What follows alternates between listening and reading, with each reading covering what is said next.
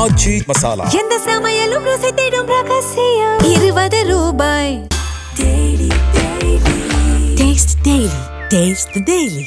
அந்த நாடு போரிலேயே வாழ்ந்து கொண்டு இருக்கும் ஒரு நாடு.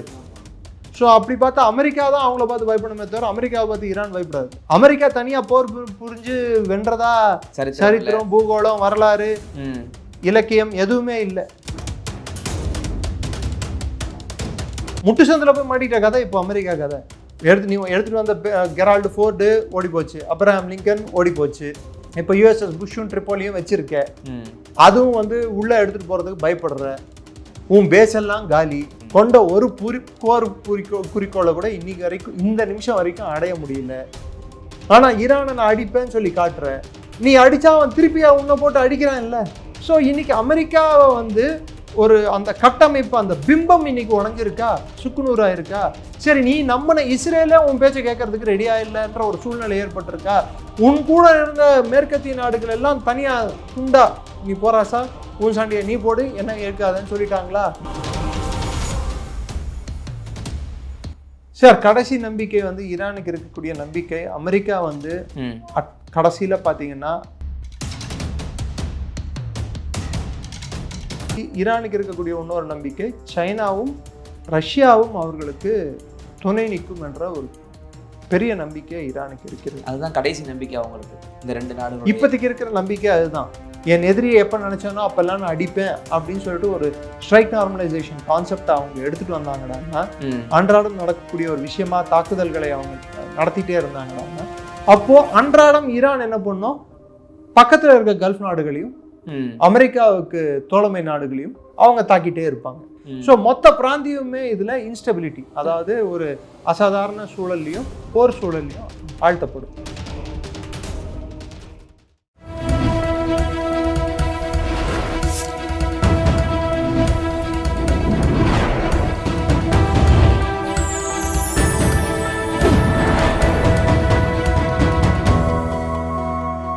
சேனல் 5 தமிழ் நேயர்களுக்கு வணக்கம்.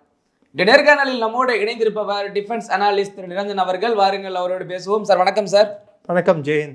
சார், ஈரான், இஸ்ரேல், அமெரிக்கா இந்த போரானது முடிவுக்கு வந்துடும், உலக நாட்டில் பல தட்டுப்பாடுகள் இருக்கு, இதெல்லாம் முடிவுக்கு வரும்னு எதிர்பார்த்த நிலையில இப்போ மீண்டும் ஈரான் மீது அமெரிக்கா மிகப்பெரிய ஒரு அதிரடியான தாக்குதல் நடத்திக்கிட்டு இருக்கு. இந்த தாக்குதலானது தொடரும் பட்சத்தில் இது எங்கே போய் முடியும்? நம்ம எதிர்பார்க்குற மாதிரி ஒரு நியூக்ளியர் வெப்பன் அந்த ஒரு வாரு கூட போகிறதுக்கு வாய்ப்பு இருக்கா? இதை நான் வந்து 3 நாள் முன்னாடி வந்த தகவலை பற்றி நம்ம ஃபஸ்ட்டு பார்க்கலாம். ஈரான் வந்து லெபனான் மீது இஸ்ரேல் தாக்குவதற்காக இஸ்ரேலோட வடக்கு பகுதிகள் மீது ஈரான் 11 ஏவுகணைகளை செலுத்தியது. அதில் 10 இன்டர்செப்ட் பண்ணிட்டாங்க, ஒரு ஏவுகணை மாத்திரம் போய் தாக்கி இருக்கு. இஸ்ரேலோட இருக்கிறதுலையே மிகவும் இக்கட்டான பிரச்சனைக்குரிய, இன்னும் சொல்ல போனால் பாதுகாப்பதற்கு கடினமான பகுதி வந்து வடக்கு இஸ்ரேல். அங்கே மக்கள் வந்து காலி செஞ்சிட்டு இருக்காங்க. ஏன்னா அது வந்து கொஞ்சம் மலை சூழ்ந்த பிரதேசம் அதிகம்.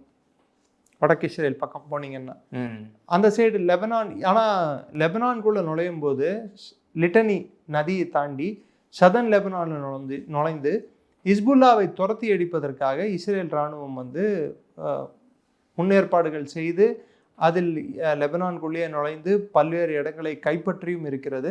அதில் கிட்டத்தட்ட 2000க்கும் மேற்பட்டோர், குறிப்பிட்டு ஷியா இஸ்லாமை சேர்ந்தவர்கள், கிறிஸ்துவர்கள் கூட கொல்லப்பட்டிருக்கிறார்கள் இந்த தாக்குதலில். ஹிஸ்புல்லாவை தாக்குறேன்னு சொல்கிற பேரில் சாதாரண மனிதர்களை இஸ்ரேல் தாக்கியிருக்கு. இது நடுவில் ட்ரம்ப் வந்து போன வாரம் ட்ரூத் சோஷியலில் அவரோட வலைதளத்தில் அவர் போட்டுக்கிட்டது என்னடான்னா, நான் வந்து ஹிஸ்புல்லாவோட முக்கிய தலைமையுடன் பேசியுள்ளேன், இவங்க கூட நம்ம என்னது ஈரானோட தலைமையுடன் பேசி கொண்டிருக்கிறோம், இஸ்ரேல் நெத்தனியாவு கிட்டேயும் பேசியிருக்கோம். ஸோ நெத்தனியாவு வந்து பெய்ரூட்டை நோக்கி படைகளை அனுப்ப மாட்டார் என்று உத்தரவாதம் அளித்துள்ளார், ஹிஸ்புல்லாவும் தாக்குதலை தொடரவாட்டும் என்று உத்தரவாதம் அளித்துள்ளார்கள் அப்படின்னு சொன்னாங்க. ஆனால் நெத்தனியாஹூ ட்ரம்ப் சொல்வதை கேட்பதில்லை. இன்னும் சொல்ல போனால் அமெரிக்காவும் ஈரானும் மறைமுக பேச்சுவார்த்தையில் ஈடுபட்டுள்ளன. அதனோட நீட்சியாகத்தான் டஸ்ட் அதாவது இந்த யுரேனியம் செவியூட்டப்பட்ட யுரேனியத்தை வந்து திருப்பி அமெரிக்காவிடம் ஒப்படைப்பதற்கான பேச்சுவார்த்தைகள் நடக்கிறது என்று கேள்விப்பட்டவுடன் இஸ்ரேல் வந்து ஹிஸ்புல்லா மீது நடத்தும் தாக்குதலை அதிகப்படுத்தியது. ஈரானை பொறுத்தவரை ஹிஸ்புல்லா என்பது வெறும் ஹிஸ்புல்லா மட்டுமல்ல, ஒருவேளை இஸ்ரேல் நாளைக்கு ஈரானை தாக்க நேரிட்டால் இஸ்ரேலை தாக்குவதற்கு அவர்களுக்கென்று இருக்கக்கூடிய முக்கிய கருவியாகவும் ஒரு துருப்புச்சீட்டாகவும் செகண்ட் ஸ்ட்ரைக் கேப்பபிலிட்டி என்று, அதாவது முதல்ல இவங்க அடித்தா ரெண்டாவது நான் அடிக்கிறதுக்கான ஒரு பலமும் வலிமையும் எனக்கு இருக்கு என்றால் அதற்கு ஒரு ஊன்றுகோலாக ஒரு கரெக்டான ஒரு கருவியாக இருப்பது ஹிஸ்புல்லா. அவங்களை மொத்தமாக முடிக்கணும்னு இஸ்ரேல் நினைக்குது. அவங்கள மொத்தமாக முடிக்கணும்னு நினைக்குது. ஈரான் அதை விடாது. அதனால தான் என்ன சொல்கிறாங்க, லெபனானை வந்து போர்லேருந்து வெளியே வைங்க, நீ என்கிட்ட டீல் பண்ணால் என்கிட்ட டீல் பண்ண, ஹிஸ்புல்லாவை நான் கட்டுப்பாட்டில் வைக்கணும்னு நான் வச்சுக்கிறேன், நீ என்ன அடிக்க வந்தால் ஹிஸ்புல்லா உன்னை அடிப்பான். இல்லை, இதில் நீங்கள் எந்த அளவுக்கு கான்ஃபிடண்டாக இருக்கீங்க? ட்ரம்ப் சொல்கிறத கேட்காம நெதன்யாகு தான் அதை பண்ணுறாரு, இந்த அளவுக்கு நீங்கள் கான்ஃபிடண்டாக இருக்கீங்க? அப்படி வாய்ப்பு இருக்கா? 100% சான்ஸ் இருக்குது. ஏன்னா இப்போ நடந்துட்டு இருக்கிற நெகோசியேஷன்லேயே சில போஸ்ட்மேன்களை அனுப்புகிறாரு. போஸ்ட்மேன் பிஜிஎன்ஸ் அப்படின்வாங்க. நெகோசியேட்டர்ஸ் யாரும் இல்லை இதில். அமெரிக்காவோட மெசேஜ்களை சென்று அவங்களோட கருத்துக்களை எடுத்து ஈரான்கிட்ட பரிமாறுறதும், ஈரானோட கருத்தை எடுத்துகிட்டு போய் அமெரிக்கா கிட்ட சொல்கிறதும் மெசேஜிங் தான், மெசஞ்சர் வேலை பார்த்துட்டு இருக்காங்க. அதில் பாகிஸ்தானும் ஒரு நாடு அடக்கம். மத்தியஸ்ததாரர் அப்படின்னா இது நல்லது கெட்டதுன்னு சொல்கிற இடத்துல இருந்தால் அவங்க மத்தியஸ்ததாரர். ஆனால் மெசஞ்சர் மாத்திரம்டான்னா நீங்கள் எனக்கு கொடுக்குற தகவலை அப்படியே எடுத்துகிட்டு வந்து என்கிட்ட சொல்கிறது, நான் கொடுக்குற தகவலை அப்படியே எடுத்து வந்து உங்ககிட்ட சொல்கிறது. உங்கள் புனைப்போ இல்லை உங்கள் கற்பனையோ இல்லை நீங்கள் இது நல்லது இது வேணாம் இது வேணும் அப்படின்னு சொல்கிற தன்மையிலையோ இடத்துலையோ நீங்கள் இல்லைன்னா அப்போ நீங்கள் மீடியேட்டர் இல்லை, you are just a messenger.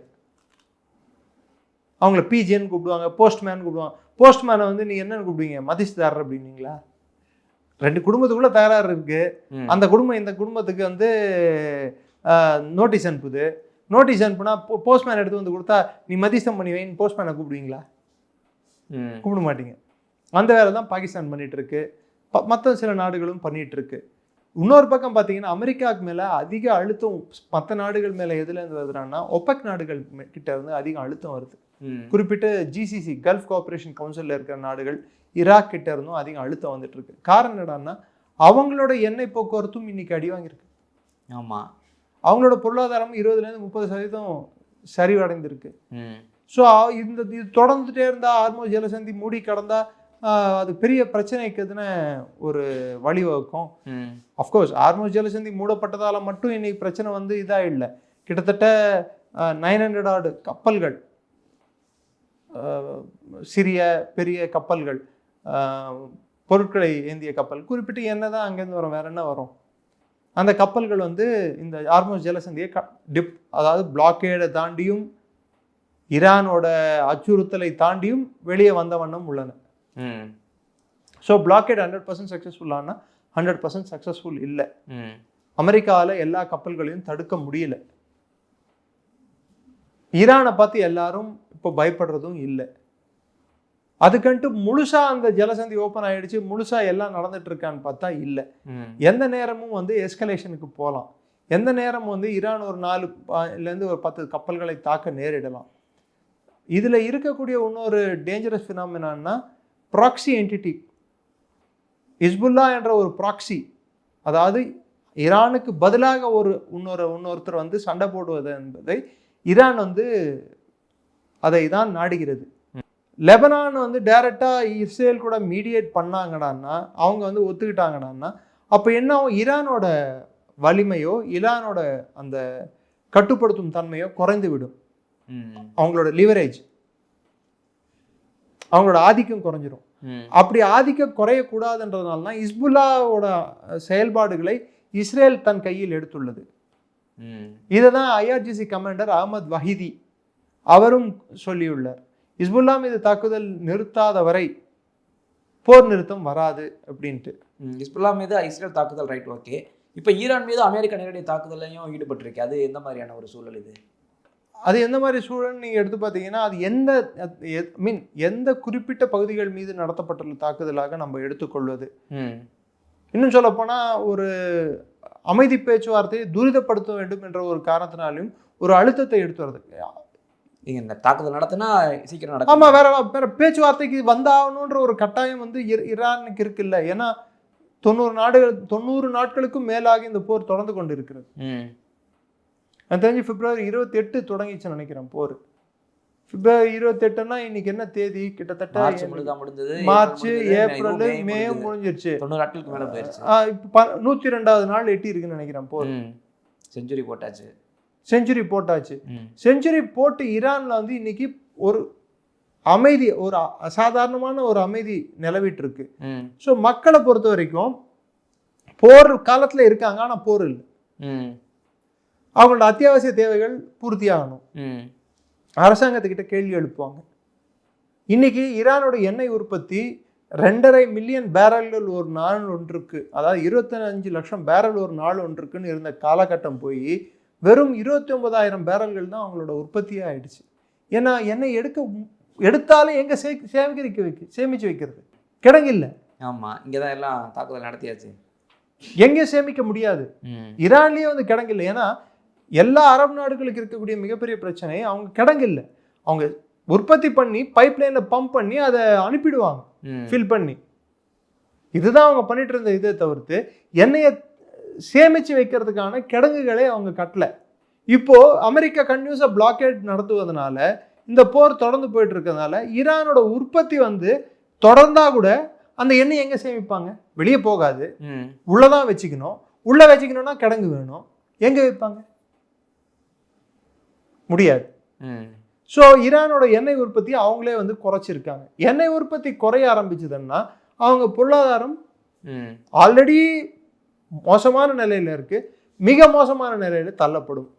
இல்லை, இவ்வளவு இப்படிப்பட்ட ஒரு சூழ்நிலையில கூட ஒரு தாக்கம் இருக்குன்னு தெரிஞ்சும் ஈரான் அமெரிக்கா சொல்றக்கூடியதை கேட்கல அப்படின்னா அவங்க கான்ஃபிடென்ட்டா தான் இருக்காங்க அப்படின்ற மாதிரி எடுத்து. இல்லை, இது ரொம்ப நாள் ஈரானும் வந்து தாக்கு பிடிக்கும் முடியும் என்பது வந்து கஷ்டம்தான். இல்லை, அவங்க பிடிக்கல, அமெரிக்கானால பிடிக்க முடியலன்றாங்க இப்போ தாக்குதல் நடத்துறாங்க. இல்லை, அமெரிக்காவுக்கு வந்து இது ஃபாஸ்டா முடிக்கணும்னு எதிர்பார்க்குறாங்க. காரணம் என்னடான்னா, இது தொடர்ந்துகிட்டே போச்சு. ஒரு விதத்துல அமெரிக்காவுக்கு இது வந்து இந்த போர்ல அவங்க எடுத்துக்கொண்ட ஒரு குறிக்கோள் நிறைவேறி இருக்கிறது. ஈரானோட அரசை அகற்றும் குறிக்கோள் எப்போ முடியாதுன்னு தெரிஞ்சுதோ, யுரேனியம் அழிக்க ஈரான் வந்து அவளை சுலபத்துல கொடுக்காதுன்னு தெரிஞ்சுதோ, எப்போ வந்து ஈரானோட ஆட்சி மாற்றம் நடைபெறாதுன்னு தோணுச்சோ, உடனே அவங்க ஸ்ட்ராட்டஜியை கொஞ்சம் மாத்தினாங்க. ஆமா, தந்திரத்தை மாத்தினாங்க. அவங்க தந்திரம் என்ன தந்திரமா மாறிச்சுறான்னா, ஈரானோட அரசு இருக்க வேண்டும், ஆனால் அந்த அரசு வலிமை இழந்த அரசாக இருக்க வேண்டும். ஈரானுக்கு வந்து பொருளாதார அளவில் சிக்கல்கள் ஏற்படுத்த வேண்டும். ரெண்டாவது, எண்ணெய் உற்பத்தி திரும்பவும் அங்கே ஆரம்பிக்க வேண்டும், ஆனால் அந்த எண்ணெய் உற்பத்தி டாலர் சார்ந்த ஒரு சந்தையாக மாற வேண்டும்.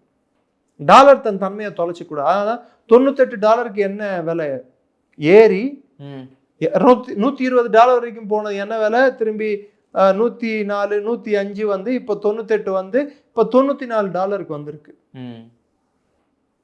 இப்போ கச்சா எண்ணெயோட விலை.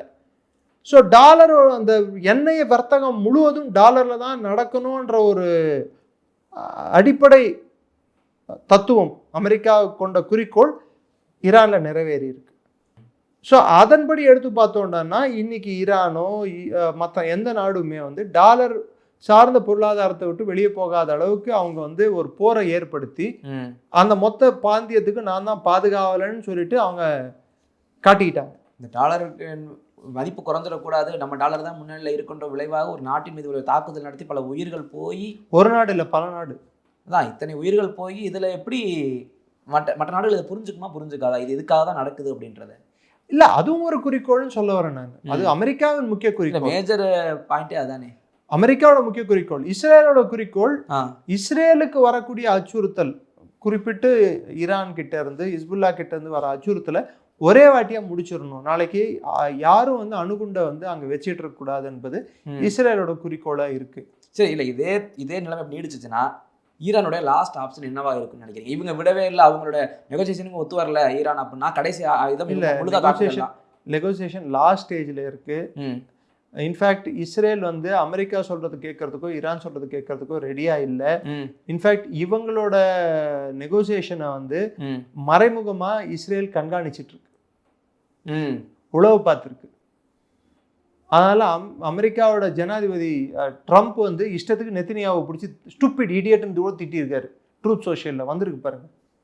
ஸோ அப்படி பார்த்தீங்கன்னா ட்ரம்ப்புக்கு வந்து தீராத வயிற்றுவலி. இன்னொரு வயிற்றுவலி என்னடான்னா, பாராளுமன்ற தேர்தல் இன்னும் சில மாதங்களில் அவங்களோட காங்கிரஸ் தேர்தல், யுஎஸ் காங்கிரஸ்க்கு செனட்டுக்கு எல்லாத்துக்கும் தேர்தல் வரப்போகுது. ஆல்ரெடி அவருக்கு போர் செய்யலாமா வேணாமான்னு சொல்லிட்டு வாக்கெடுப்பு நடத்தினப்போ 215க்கு 208ன்னு சொல்லிட்டு அவரோட கட்சிக்காரங்க 4 பேர் இந்த பக்கம் தாவி ஓட்டு போட்டாங்க. ஸோ போரை வந்து நிறுத்துறதுக்கான ஓட்டாக அது மாறிச்சு. ஸோ இன்னைக்கு அமெரிக்காலேயே வந்து போருக்கு எதிரான ஒரு நிலைப்பாடு மக்களிடையே நிலவுகிறது. அதற்கு காரணம் விலைவாசி உயர்வு, பொருளாதார தேக்க நிலை.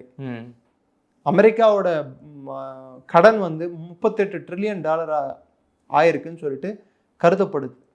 ஸோ எல்லா அடிப்படையிலும் எடுத்து பார்த்தா அமெரிக்காவோட பொருளாதாரம் வந்து மேம்படும் என்ற ட்ரம்பின் கூற்று இன்னைக்கு பொய்யாயிட்டு இருக்கு. ஸோ அவர் எடுத்துக்கொண்ட பல விஷயங்கள், இந்த ட்ரேட் வார்ஸ் ஆகட்டும், இந்த வரிப்போர் ஆகட்டும், எல்லாமே வந்து ஒரு விதத்துல இன்னொரு விதத்துல ஃபெயிலியர்ல தான் முடிஞ்சிருக்கு. இந்தியா மேல அவ்வளோ வரி இவ்வளோ வரி போட்டு கடைசியில் இன்னைக்கு ஒன்றும் இல்லாம போயிடுச்சு. இல்லை, பொருளாதாரத்தை ஒரு பக்கம் வச்சுட்டு நம்ம பார்க்கறது கேட்கக்கூடிய கேள்வி என்ன அப்படின்னா, இவங்க இதே நிலைமையை நீடித்தால் ஈரானுடைய கடைசி நம்பிக்கையாக என்ன இருக்குன்னு கேட்குறேன் நான். என்னுடைய கேள்வி சார், கடைசி நம்பிக்கை வந்து ஈரானுக்கு இருக்கக்கூடிய நம்பிக்கை, அமெரிக்கா வந்து கடைசியில் பார்த்தீங்கன்னா ஈரானுக்காக இல்லாட்டியும் அமெரிக்கா மீது இருக்கக்கூடிய அழுத்தம் சவுதி அரேபியா மூலமாகவும் மற்ற நாடுகள் மூலமாகவும் வலுக்கும். நீ என்னோட பாதுகாவலன்னு வந்த, நீ இந்த போரை முடிக்கிற எப்போ முடிப்பேன்னு எனக்கு தெரியல. நீ போரையும் முடிக்காம எங்கள் பிளாக்கேடும் பண்ணிட்டு எங்கள் பொருளாதாரத்தையும் பாதிச்சுட்டு எத்தனை நாள் இருப்பேன்னு சொல்லி ஒரு கேள்வி எழும்பும். ஸோ அமெரிக்கா மீது இவர்கள் மூலமாக, ஈரான் மூலமாக அச்சுறுத்தல் இல்லை என்றாலும் அவர்கள் மூலமாக அழுத்தம் வரும். அந்த அழுத்தத்தை எத்தனை நாள் அமெரிக்கா தாக்கு பிடிக்கும்? ஸோ அது முடியாது. ரெண்டாவது வந்து ஈரானுக்கு இருக்கக்கூடிய இன்னொரு நம்பிக்கை, சைனாவும் ரஷ்யாவும் அவர்களுக்கு துணை நிற்கும் என்ற ஒரு பெரிய நம்பிக்கை ஈரானுக்கு இருக்கிறது. அதுதான் கடைசி நம்பிக்கை அவங்களுக்கு. இந்த 2 நாடுகள் இப்போதைக்கு இருக்கிற நம்பிக்கை அதுதான். அடுத்த நம்பிக்கை, இஸ்ரேலை பொறுத்த வரைக்கும் ஹிஸ்புல்லா அழியாத வரை, இஸ்ரேல் வந்து ஹிஸ்புல்லா மூலம் அச்சுறுத்தல் இஸ்ரேலுக்கு கொடுக்கும் வரை இஸ்ரேலை ஓரளவுக்கு கட்டுப்படுத்தியே வைத்துக் கொண்டிருக்க முடியும் ஈரானால். ஆனால் ஸ்ட்ரைக் நார்மலைசேஷன் ஸ்ட்ராட்டஜின்னு ஒன்று இருக்கு. ஸ்ட்ரைக் நார்மலைசேஷன்னா ஹமாஸ் அடிக்கிறதோ ஹிஸ்புல்லாவை அடிக்கிறதோ ஒரு இயல்பான ஒரு விஷயம் அப்படின்னு சொல்லிட்டு அமெரிக்காவும் இஸ்ரேலும் கருதலாம். அந்த ஒரு கண்ணோட்டத்தோடு ஈரானை அடிக்கிறதும் ஒரு ஒரு ஒரு என்ன அன்றாட நடக்கக்கூடிய ஒரு விஷயம். என் எதிரியை எப்போ நினைச்சானோ அப்பெல்லாம் நான் அடிப்பேன் அப்படின்னு சொல்லிட்டு ஒரு ஸ்ட்ரைக் நார்மலைசேஷன் கான்செப்ட் அவங்க எடுத்துட்டு வந்தாங்கடான்னா, அன்றாடம் நடக்கக்கூடிய ஒரு விஷயமா தாக்குதல்களை அவங்க நடத்திட்டே இருந்தாங்கடான்னா, அப்போ அன்றாடம் ஈரான் என்ன பண்ணும், பக்கத்துல இருக்க கல்ஃப் நாடுகளையும் அமெரிக்காவுக்கு தோழமை நாடுகளையும் அவங்க தாக்கிட்டே இருப்பாங்க. ஸோ மொத்த பிராந்தியமே இதுல இன்ஸ்டபிலிட்டி, அதாவது ஒரு அசாதாரண சூழல்லையும் போர் சூழல்லையும் ஆழ்த்தப்படும். எல்லாருமே இதுல கடைசியா யாரை பாயிண்ட் அவுட் பண்றாங்க அப்படின்னா ட்ரம்ப் அவர்களை தான். ஆமா, ஈரானுடைய தொடங்கி வச்சதை முடிக்க தெரியலன்னா அவரை தான் தப்பு சொல்லுவாங்க. ஆமா, இல்ல அதுல முக்கியமானது இப்ப கருத்து என்ன அப்படின்னா, அவங்க ஈரானுடைய நாடாளுமன்ற சபாநாயகர் பேசுறாரு, முகமது பாகர் கலிஃபா சொல்றாரு, எங்களை ட்ரம்ப் ஏமாற்றுறாரு அப்படின்னு இவர் சொல்றாரு. ஒரு பக்கம் நெதன்யாஹு நீ சொல்லும்போது நெகோசியேஷன் நடக்கிறதே இவங்க உளவு பாக்குறாங்கன்னு அந்த பக்கம் சொல்றீங்க. அப்ப ட்ரம்ப் இடையில என்ன மாதிரியான கேம் ஆடுறாரு? இங்கேயும் ஏமாற்றுறாங்கன்னு சொல்றாங்க. ஆக்சுவலா ட்ரம்ப் வந்து அவரை நம்ப முடியாத காரணம் வந்து 2 ரீசன். ஒன்று, ஆல்ரெடி உடன்படிக்கையை எட்டிய உடன்படிக்கையை வந்து கிழித்து போட்ட நபர் அவர். ரெண்டாவது, உடன்படிக்கை எட்டும் நிலையில இருக்கும்போது ஈரானை போய் தாக்கியது தவறு. ஸோ நம்பிக்கை எப்படி வரும்? ட்ரம்ப் மீது நம்பிக்கை வருவதற்கான வாய்ப்பு கம்மி. அதனால்தான் இப்போ அவங்களுக்கு இருக்கக்கூடிய சில தலைவர்களில் பேச முடியும், அவங்களால ஏதாவது ஒன்று பண்ண முடியும்ன்ற தலைவர்களில் பீட் ஹெக்ஸத் இல்லை, ஜேடி வேன்ஸ் இல்லை. இப்போ யார் ஒருத்தர் வந்து அவங்ககிட்ட பேசினா இதில் ஒரு தீர்வு கொண்டு வர முடியுன்ற ஒரு நிலையில் இருக்கக்கூடிய குறிப்பிட்ட சில அமெரிக்க அரசாங்கத்தில் இருக்கா, இப்போ ட்ரம்ப் அரசாங்கத்தில் இருக்கக்கூடிய உயர் பதவியில் வகிக்கக்கூடிய தலைவர்கள் மார்க்கோ ரூபியோ ஒருத்தர். ஸோ ஒருவேளை ட்ரம்ப் ஸ்ட்ராட்டஜியை மாற்றலாம், ரூபியோ அனுப்பலாம். ஏன்னா லெபனானுக்கும் இஸ்ரேலுக்கும் நடந்த பேச்சுவார்த்தை ரூபியோவின் தலைமையின் கீழ் தான் நடந்தது. ஜேடி வேன்ஸ் தான் ஈரானுக்கு நடந்த பேச்சுவார்த்தைக்கு அனுப்பப்பட்டார். அது தோல்வியில் முடிந்தது வரலாறு. ஆனால் இப்போ பேக் சேனல் ட்ராக்ஸ் வந்து நடந்துட்டு இருக்கிறது என்னோ உண்மை. அது டைரெக்டாக ரூபியோ மூலமாக நடக்கிறது. ட்ரம்ப்புக்கு எவ்ரிடே அந்த ப்ரீஃபிங் போயிட்டுருக்கு. இதில் குறிப்பாக அப்பாச்சி ரக விமானங்கள் ஹெலிகாப்டர் ஒன்று வீழ்த்திட்டதா சொல்கிறாங்க. இப்போ அது வேறு தூண்டி விட்டுருக்குமோ ரொம்ப ட்ரம்ப்புக்கு கோபத்தை? இல்லை அப்படி சார் ஒன்று நான் தான் சொன்னேன், ஸ்ட்ரைக் நார்மலைசேஷன். நீ ஈரான் அடிக்கிறது இயல்பான ஒரு விஷயமா பார்த்தா ஈரான் திருப்பி அடிக்கிறதும் ஒரு இயல்பான விஷயமா மாறிடும். நான் சொன்னது இவங்க அடிக்கிறது நார்மல், ஓகே. ஈரான் அவங்களுடைய மிக பிரபலம் பேசுகிற ஒரு ஹெலிகாப்டர் அடிக்கிறாங்க அப்படின்னா அப்படி நீங்கள் நினைக்காதீங்க சார். இதில் பிரபலம் இல்லாத ஒன்றுமே இல்லை. அவங்க பாயிண்ட் ஆஃப் வியூவில் சொல்கிறேன். அப்படி பார்த்தா 100 நாள் நீ போகிற தொடர்ந்துருக்கிறதே வந்து உன்னோட பிரபலத்தை உடச்சிருச்சு சுக்குநூறா. உன்னோட வல்லமையையும் உன்னோட ஆளுமையையும் உன்னை யாரும் கேள்வி கேட்க முடியாது. நான் தடி எடுத்தவன் தண்டல்காரன், உலகத்தில் நான் தான் பெரிய ரவுடி, டே நான் என்ன யாரா வருவா கேட்கறதுக்குன்னு சொல்ல வந்தா ஈரான் 400 ரவுடி தான் வாடா பார்க்கலாம் அப்படின்னு சொல்லி கூப்பிட்டான். இது ரைட்டு. ஈரான் இப்போ செஞ்சு காமிச்சது ஒட்டுமொத்த உலக நாடு நமக்கே அமெரிக்காவை ஈரானே போட்டு பார்க்குறது நம்ம சார் யாரை போடுறோம். தமாத்துன் நாடு இல்லை sir, for your kind information. இல்லை நான் சொல்கிறது அமெரிக்காவுக்கு ஈரானுடைய பார்வையை சொல்கிறேன். இல்லை பொருளாதார அடிப்படையில் வேணும்னா அது சின்ன நாடாக இருக்கலாம். பட் கலாச்சார அடிப்படையிலையோ இல்லை நிலப்பரப்புலையோ இல்லை அந்த பிராந்தியத்தின் ஒரு வல்லமை கொண்ட நாடாக பார்த்தா அந்த நாடு போரிலேயே வாழ்ந்து கொண்டு இருக்கும் ஒரு நாடு. ஆமாம். ஸோ அப்படி பார்த்தா அமெரிக்கா தான் அவங்கள பார்த்து பயப்படணுமே தவிர அமெரிக்காவை பார்த்து ஈரான் பயப்படாது. அமெரிக்கா தனியாக போர் புரிஞ்சு வென்றதா சரித்திரம், பூகோளம், வரலாறு, இலக்கியம் எதுவுமே இல்லை. இலக்கியம் இல்லையா? இலக்கியம் இல்லை. இலக்கணம் மாறுதே இலக்கியமானதே அப்படின்னு சொல்லிட்டு இப்போ ட்ரம்ப் மாத்திரம் என்ன விதிவிலக்க அவரும் என்ன மாத்திட்டாரா என்ன? அப்படியே தான் என்ன தொடருது. இல்லை நான் அதை ஏன் திரும்ப இந்த அப்பாச்சி ரக ஹெலிகாப்டர்ஸ் குறிப்பிட்டு காமிச்சேன் அப்படின்னா, நீ தாக்குறது இயல்பு நீ சொல்லும் போது உன்னோட நீ எவ்வளவு சார் நான் தாக்குவனே. அப்பாச்சி ஹெலிகாப்டர் மாத்திரம் இல்லை சார், அவங்களோட பழைய ஏன் சார் பேட்ரியாட்டும் அவங்களோட டாமஹாக் மிசைல்களையும் பேட்ரியாட் மிசைல்களையும் தார்டு சிஸ்டம்களையுமே அவங்க தாக்கி உடைச்சாங்க. ஆமாம். $1.1 பில்லியன் வர்த்துள்ள அட்வான்ஸ் ரேடாரையே அவங்க வந்து பஹ்ரைன்ல போட்டாங்க. அப்பெல்லாம் வராத கோபம் ஒரு ஹெலிகாப்டருக்கா வரப்போகுது. சரி சார், என்னுடைய கடைசி கேள்வி, இந்த கேள்விக்கு என்ன பதில மட்டும் சொல்லுங்க. ஈரான் நடத்தின இந்த மாதிரியான தாக்குதல் அமெரிக்காவையே இவ்வளவு நாள் ஓட விட்டுதா? அவ்வளவு ஒரு மிகப்பெரிய போர்ப்படை கப்பல்னு சொன்னா அந்த கப்பலே பின்னோக்கி ஓட விட்டுட்டாங்க. 2 கப்பலே ஓட விட்டாங்க. இப்ப உலக நாடு மத்தியில அமெரிக்கா மீதான ஒரு பார்வை, இவ்வளவு நாள் சர்வாதிகாரி அவங்க அம்பலத்தை ஏதாச்சும் பண்ணுவான், அந்த பார்வையே போயிருச்சு. அதனால தானே அமெரிக்கா புலம்புனது, எங்களோட தேவைக்கு ஐரோப்பா வரவில்லை, ஐரோப்பா தேவைக்கு நாங்கள் ஏன் வர வேண்டும் அப்படின்னு சொல்லிட்டு. ஜெர்மனியில இருந்த நேட்டோ படைகள் 5000 பேர் நான் திருப்பி வாபஸ் வாங்கிக்கிறேன்னு சொன்னது அதுதானே. இதெல்லாம் புலம்பலோட, இந்த புலம்பலுக்கான தேவை இந்த ஒரு அந்த அப்படி பொங்குது பாருங்க ட்ரம்ப் மனசுல இருந்து, அமெரிக்கா மனசுல இருந்து. ஏன் இந்த பொங்கல், ஏன் இந்த ஒரு ஒரு கோபம், முரண்டு பிடிக்கிறது எதுக்கு? இதெல்லாம் வந்து அவங்க நினைச்சப்பெல்லாம் அவங்க இழுப்புக்கெல்லாம் மற்ற நாடுகள் வரலன்னா ஒன்று அந்த நாட்டு மேல படையெடுக்கிறது, அந்த நாட்டோட அரசியல் இதுல மூக்க நுழைக்கிறது, அமளியை உண்டாக்குறது. ஆனா மொத்த உலகமே ஒண்ணு சேர்ந்துட்டு நான் வரமாட்டேன் போடா அப்படின்ட்டு நீ என்ன பண்றது? சரி உன் பேச்ச கேட்டு இஸ்ரேலும் நீ சொல்றதை கேட்கலன்னா முட்டு சந்தில போய் மாட்டிட்ட கதை இப்போ அமெரிக்கா கதை. அந்த அந்த சோகால் பர்ஷியன் கல்ஃபும் ஆத்மோ ஜலசந்தியும் முட்டு சந்து தான். போய் மாட்டினீங்கன்னா திரும்பி யூ டர்ன் போட்டு வெளியே வரணுமே தவிர்த்து அந்த சைடுக்கு போக முடியாது. நீங்க பார்த்துருக்கீங்களா? அது முட்டு சந்து, அது உள்ள தான் போக முடியும். கல்ஃப்னா உள்ள போக முடியும், வெளியே வர முடியாது. ஒன்வே தான் அது, யூ டர்ன் போட்டு தான் வரணும். மாட்டிச்சா அமெரிக்கா எடுத்துட்டு வந்த கெரால்டு ஃபோர்டு ஓடி போச்சு, அப்ரஹாம் லிங்கன் ஓடி போச்சு. இப்போ யுஎஸ்எஸ் புஷ்ஷும் ட்ரிப்போலியும் வச்சிருக்க, அதுவும் வந்து உள்ள எடுத்துட்டு போறதுக்கு பயப்படுற. உன் பேஸ் எல்லாம் காலி, சுற்றி இருந்த பேஸ் எல்லாம் காலி. அது பஹ்ரைன்ல இருந்த பேஸ் ஆகட்டும், இல்லை சவுதியில இருந்த பேஸ் ஆகட்டும், யுஏஇல இருந்த பேஸ் ஆகட்டும், குவைத்தில் இருந்த எல்லா பேஸும் காலி. கொண்ட ஒரு குறிக்கோளை கூட இன்னைக்கு வரைக்கும் இந்த நிமிஷம் வரைக்கும் அடைய முடியல. ஆனா ஈரானை நான் அடிப்பேன்னு சொல்லி காட்டுற, நீ அடிச்சா அவன் திருப்பியா உன்னை போட்டு அடிக்கிறான் இல்லை? அதாவது ஹெவி வெயிட் பாக்ஸிங் நடக்குது. 105 கேஜி கேட்டகரியில் ஒருத்தன் சண்டை போட போகிறான்.